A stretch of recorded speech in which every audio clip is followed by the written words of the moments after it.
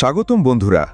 আপনি কি জানেন আমরা যারা প্রতিদিন প্লাস্টিকের বোতলে পানি খাই তারা না জেনেই নিজের শরীরের ক্ষতি করে চলেছি।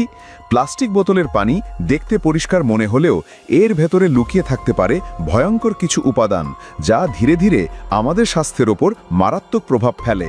আজকে আমরা জানব প্লাস্টিক বোতলে পানি খাওয়ার 3টি অজানা কিন্তু ভয়ঙ্কর ক্ষতির কথা।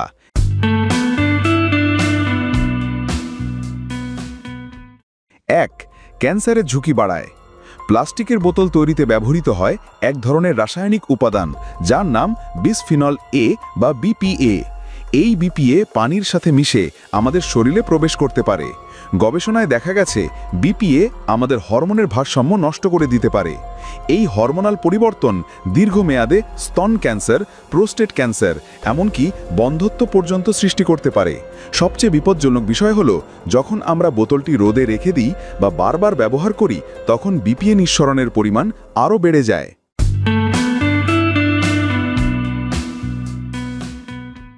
2. শরীরের হরমোনের ভারসাম্য নষ্ট করে।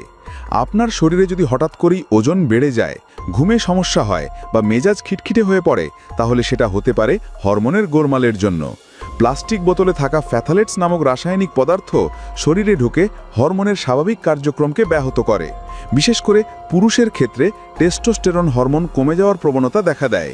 শিশুদের ক্ষেত্রেও এর প্রভাব ভয়ঙ্কর হতে পারে, কারণ তাদের শরীর এখনও গঠনের পর্যায়ে।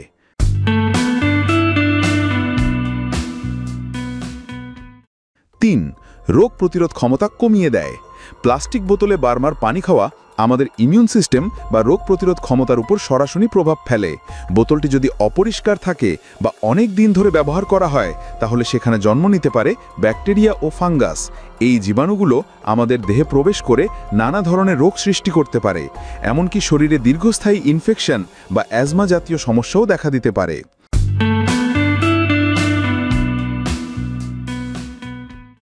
সমস্যার সমাধান? এই মুহূর্তে হয়তো আপনি ভাবছেন, তাহলে সমাধান কি? খুব সহজ। চেষ্টা করুন গ্লাস, স্টিল বা বিপিএ ফ্রি বোতল ব্যবহার করতে। কখনোই প্লাস্টিক বোতল বারবার ব্যবহার করবেন না। আর রোদে গরম হয়ে যাওয়া বোতলের পানি খাওয়া থেকে তো একেবারেই বিরত থাকুন। নিজের আর নিজের পরিবারের স্বাস্থ্য সুরক্ষায় আজ থেকে সচেতন হন।